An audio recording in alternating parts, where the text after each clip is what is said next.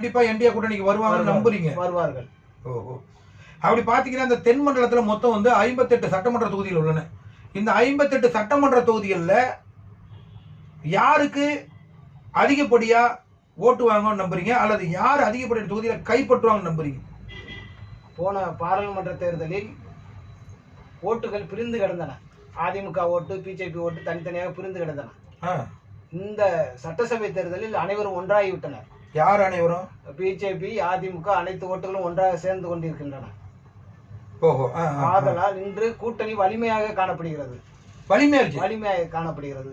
திரு John Pandian அவர்கள், திரு தினகரன் அவர்கள் அனைத்து ஓட்டுகளும் ஒன்றாக சேர்ந்து, திரு தேவேந்திர ஓட்டு, தேவர் ஓட்டு அனைத்து ஓட்டுமே ஒன்றாக சேர்ந்து கொண்டிருக்கிறது.